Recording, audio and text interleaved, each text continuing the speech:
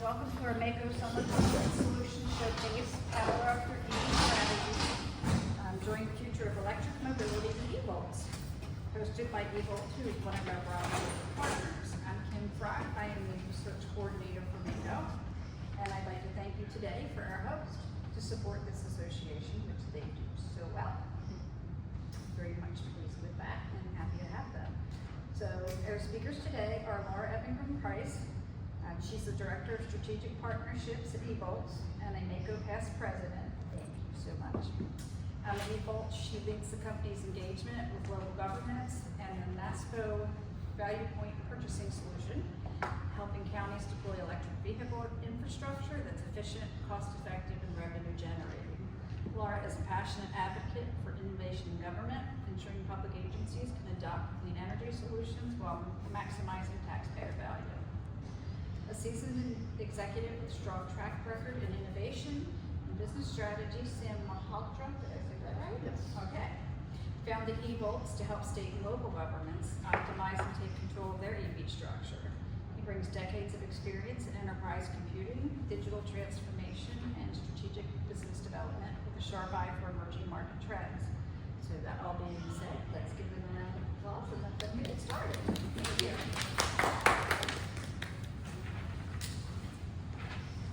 You are a small but mighty crowd, so thank you for being here very much.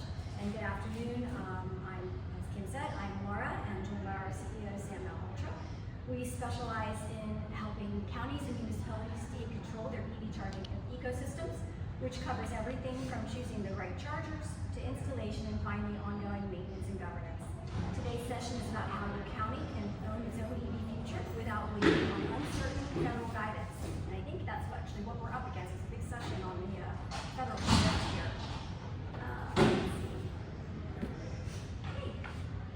EV adoption is still increasing and is on track for 30 to 40% market share by the year 2030. And that's not just passenger cars, it's fleets, buses, and service vehicles. But there is a major challenge, and that is public charging infrastructure isn't keeping up at the same pace. So if local governments don't plan now, that gap between EV demand and charger availability will become a serious operational and political issue. And while the market is moving fast, the policy environment is murky. We all saw the early hype, NEVI, BIL, CFI, and other grant programs promising billions for chargers. But today's reality, delays, changing rules, and shrinking or non-existent funds. Federal priorities always shift with political winds.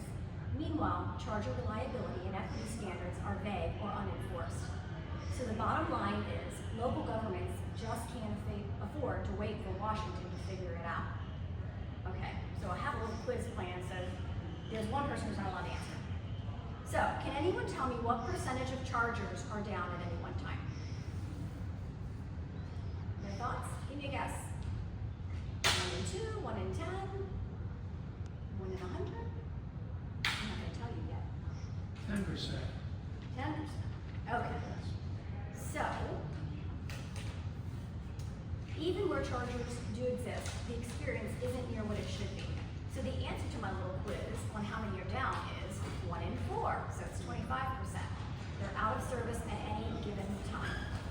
But for that driver, when they pull up to that inoperable charger, in that moment, it suddenly becomes 1 in 1, or 100%. And the answer on why they aren't functioning, drivers deal with confusing payment systems, broken equipment. Sometimes it's a severed cable or a broken plug, but sometimes it's something that you can't see, like needing a reboot or an out-of-date firmware, just like we experience with our computers.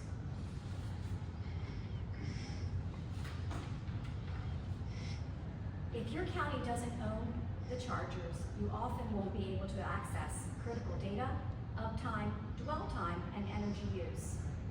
Your county also won't be able to set the proper pricing, control the maintenance response, or plan strategically for EV-friendly placement and zoning. Without local ownership and accountability, along with enforceable service level agreements, charger uptime suffers, and so does public trust. And I don't think anybody in county government wants to lose public trust. So having local control ensures your infrastructure supports your economic and equity goals.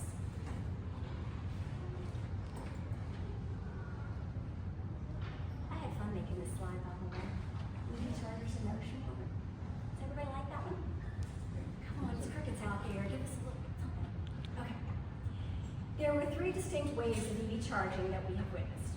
The first wave was Tesla, an exclusive and closed proprietary network.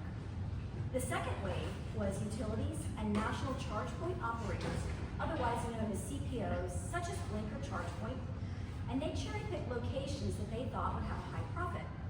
If it didn't produce a good ROI, then the CPO didn't maintain the chargers and virtually abandoned them. The third wave is where local governments come in, which will assure more equitable access, produce quality data, and provide tremendous public benefit. We're entering a rare window where counties can establish their own infrastructure before losing local control to the private networks. We all remember the broadband rollout, right? The big providers skipped rural areas and only focused on profitable markets, leaving many without access to this vital utility. So local governments needed to fill that gap and stepped in with the support for community broadband. EV charging is following the same path. 60% of chargers are run by a few private networks, leaving rural and underserved areas behind. It's important that local governments step up once again to fill this gap as well.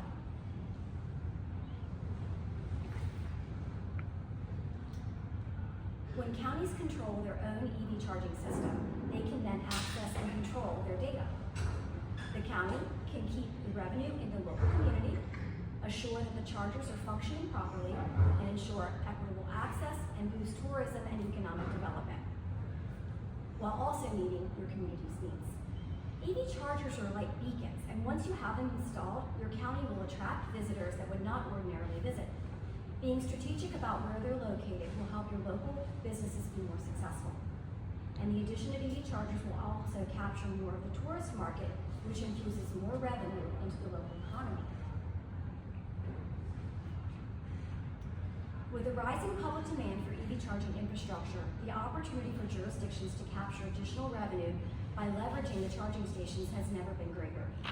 There are still ways to achieve this without breaking the county budget. Utility rebates still exist, and procurement vehicles such as MACo can ease the process. By opting to move now, a jurisdiction can start reaping the benefits right now. So as public demand continues to rise, residents and fleets are electrifying now without waiting for those grants. This demand and lack of charging infrastructure creates a lost revenue opportunity and becomes a liability for the counties. Being a first mover ensures a county can lock in prime revenue generating locations and establish interoperability standards. EV readiness is becoming an economic signal. Businesses are looking at this when deciding where to invest. There are a few misconceptions, and the common myth once they're installed is EV chargers run themselves. But the reality is, without proactive management, the charger uptime drops, costs rise, and most importantly, drivers lose trust. So the SLAs, CNOCs, and governance aren't standard. They have to be built in from the start. And that's where EzVOLTz comes in. So I'd like to turn this over to our founder and CEO, Sam Malhotra, to tell our story. Thank you, Laura. Appreciate it. I'll what?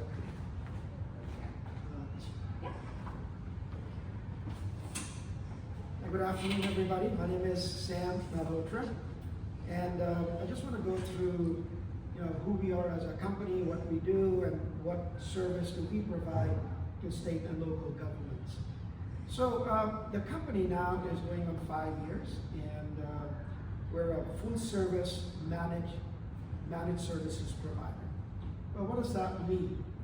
A full-service managed service provider works cohesively with your existing chargers and new chargers that may be installed by the county or your jurisdiction. So most installers today, they are just that. They're installers. They'll come in, There's no forethought or afterthought once the chargers are installed, right? It's a set it and forget it model, and it's let's install and flee model. And that's what's prevalent in the industry today. You know, Laura mentioned that 1 in 4 chargers or 1 in 5 chargers are not working today, and that's the reason why. Because there's no plan for installing chargers within your own network or within your county. So we have a different focus. We believe that managing the EV charger ecosystem and your infrastructure must be done in a professional, managed, and cohesive way. And that's what our platform does. We have a complete platform. It's a software platform called EzConnect, which connects all the different parts of an entire ecosystem into one cohesive system. Press this to us. The right arrow. Yeah. So our platform, it's a hardware agnostic, network agnostic system. And we manage your EV charging infrastructure through a single pane of glass. So what happens in reality, the ground truth is that a county or state or local jurisdiction will send out an RFP for a certain installation of chargers.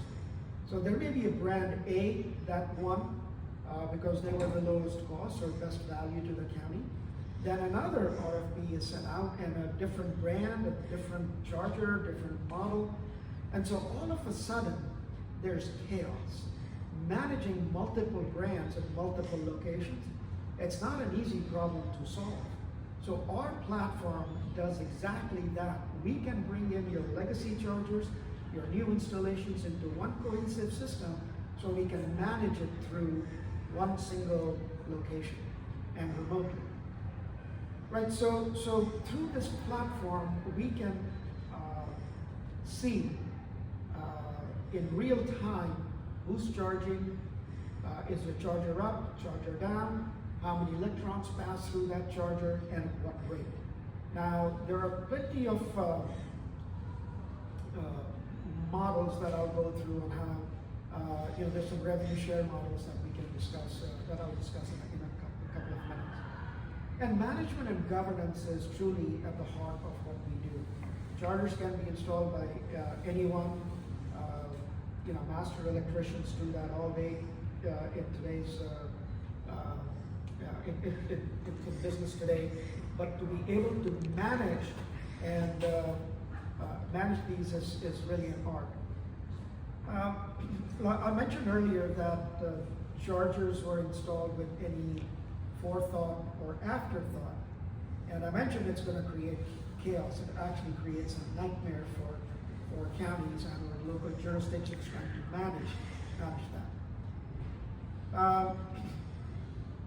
Our EzConnect platform, is run through a CNOC, which Laura mentioned. It's our Charger Network Operations Center. So it's a complete center that allows us to see every charger that's under our managed governance service. And so we know that tight county budgets don't allow sometimes for counties and or jurisdictions to own your own network. And so I want to talk to you a little bit about how to put new infrastructure in the ground with these EV chargers that may have revenue implications for your county. So we have several flexible deployment models. One is self-funded. If the county has funds, we encourage you to build your own network, only because as CPOs come in, you do not get the access to data that you need. You don't get access to how many electrons were pushed through these chargers. And frankly, the data that I'm talking about could be used for economic development, which you may not have access to. So that's why we're a big proponent of counties and local jurisdictions building your own networks. So it could be a self-funded model where the county invests the assets and you keep most of the revenue. There's the CPO model, right? The CPO model is where we as a company will come in, we'll invest, and then we'll do a revenue share model with you. And then there's a hybrid model where you could provide the make-ready or the electrical work, and we can provide the chargers, and we can share the revenue, and we can negotiate that, and we do that quite often. So there's some use cases that I'd like to share with you. We're currently installing these chargers in a CPO model in Rehoboth. What's not listed here is also in Georgia. We have several implementations in Georgia, in one in the city of Moultrie, one in Adel. There are coffee shops, and it's like 80 coffee, they're like Starbucks, but they're local to Georgia, called Red Owl. They have 80 locations where we're working with them. And then their key interest was, help us manage it. It's easy to install the chargers. How do we manage all of this? So that's what we're doing for them. We're also, we worked with San Mateo. They were going through a software conversion. They heavily invested in Shell Recharge as one of the CPOs. And then they decided, or Shell decided rather, that they no longer wanted to be in the software business to manage these chargers. So they retracted all of that, and it was a free fall for many of the cities in the West Coast, across the nation, I should say. And so we advised them to work with them on that software transition. We're also working with the prison system in California, where it's purely rip and replace. Now there are chargers that are installed that are legacy 5 years old. Now those chargers can easily be ripped and replaced because the electrical work has already been done. And chargers today, level 2 chargers, are sub $2,000 now. And so from a county perspective, it's nice to be able to kind of upgrade and future-proof your existing chargers to something that's brand new and something that's cheaper, faster, and better. Right, and we're working with Seattle right now. They have a very interesting thing that they are beginning to do. Seattle is trying to aggregate data, not just from grid, from their EV charging ecosystem, but all the EV drivers and how they use their automobiles. They want to build this large repository of data that allows them to make informed decisions.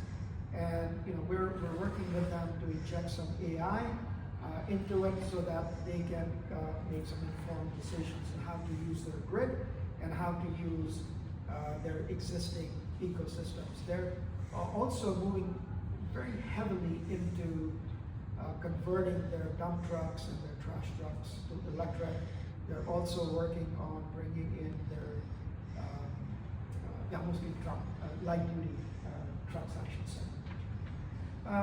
We also have an app that is available on the Apple iOS, the Apple App Store, and in the Google Play Store, called EzVOLTz. It's a one-of-a-kind app today in the EV space. As soon as you open the app, it geolocates where you are, and within 100 miles, it tells you where all the chargers are, no matter where you are in the US. So you can go from 25 to 100 miles, and what happens is that the pins, the chargers are color-coded rather. So the green pins are the level 2 chargers, and the purple pins are DC fast chargers. So within that map, on the phone, you can click on any one of those, and the first thing it does is that it tells you what is the route. And then when you click to navigate, there's a navigate button that you click, and then it gives you turn-by-turn directions to get there. Now, the one thing that our app does is that it will tell you if that charger is in use and is available.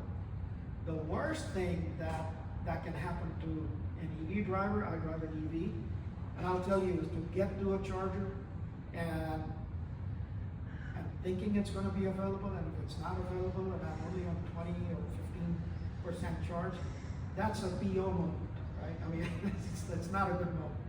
So our app is designed to provide almost near real-time data that a charger is available. You can also do trip planning. Most of the apps that are available are very focused on the network that it's provided by. So for example, if you have Electrify America, the Electrify America app will only show you most of the Electrify America chargers and so on. So ours is hardware agnostic, network agnostic, every charger in the country, and you can get there whether it's available or not.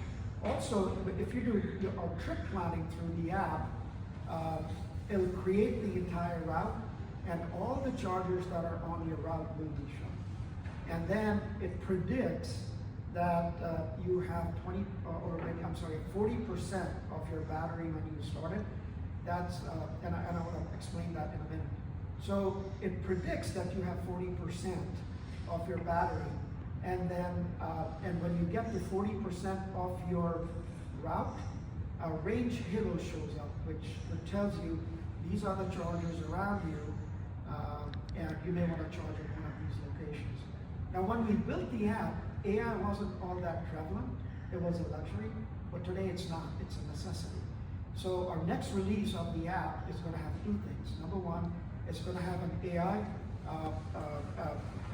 built into it that will not only say at 40% or whatever, it'll work with your battery and it'll tell you that you have 40% of your battery left and this is the place to charge. And that's one. The second thing is that in the technology roadmap, we're integrating with Apple CarPlay and with the Android Auto so that it will show up on your dashboard and show you where all the chargers are and how you can get there. Right? Okay, so ways to get to us. We're an approved partner with the BGE Pepco Delmarva Fleet Rebate Program, BGE and Pepco and Delmarva offers up to $45,000 per location for make-ready incentives. It's on a first-come, first-served basis, and we'll handle all the paperwork for you to make sure that if they do have the funds, that you do qualify. We're also a NASPO winner. NASPO, the federal government has the advantage that they have GSA to manage all procurement on behalf of the entire federal government, right? It's centralized. States don't have that. There are very few mechanisms to collaboratively buy. Now, NASPO is one of those mechanisms where all the chief procurement officers sit on the board of NASPO. So any state today, any county, any city, any state-funded university, any community college, any library, any police department can buy off this contract. Not necessary to have an RFP. They can go directly to NASPO, and we can certainly help you get to them if you want to go through that. We have probably 17 states that have signed up with us with participating agreements, and Maryland was the lead state for this procurement. So Maryland has a key interest in wanting to have our counties, our jurisdictions to go through this contract for any fleet electrification, any installation of EV chargers, publicly facing or not. Right? Okay. So I think this would be a good place to maybe pause for a minute and maybe see if there are any questions that we can address. That's a good time to come out. No, you're not allowed to ask questions.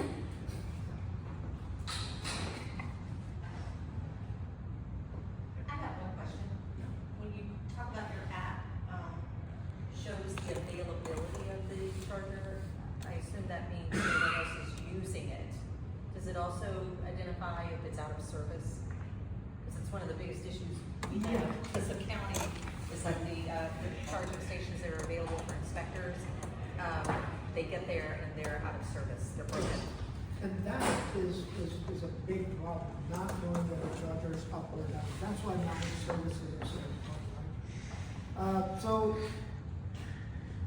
we aggregate our data from multiple sources.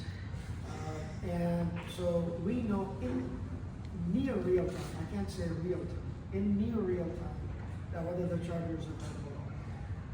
Right? For whatever And- reason.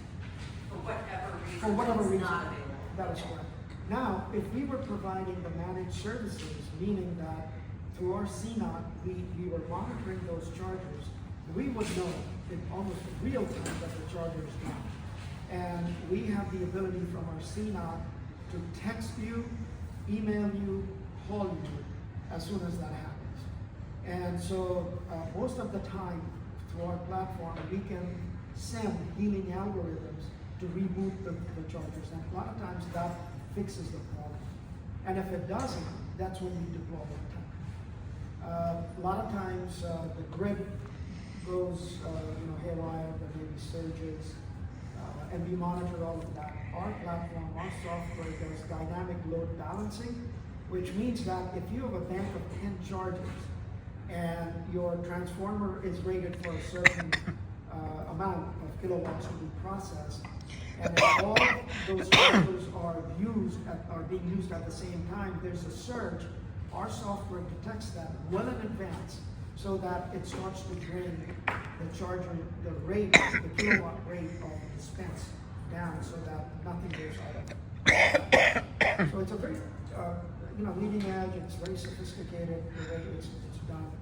And, we think all networks should be managed that way.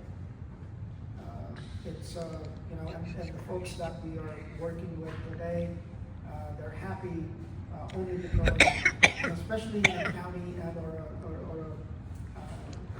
let's say it's a local jurisdiction, when a charger's not working, well, guess what? Who gets the call, right? With one of the commissioners in the county, right? One of the council members is going to get a call.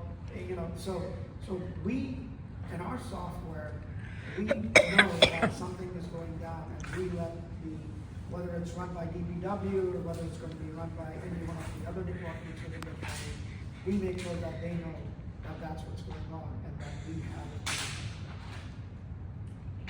So long-winded answer, but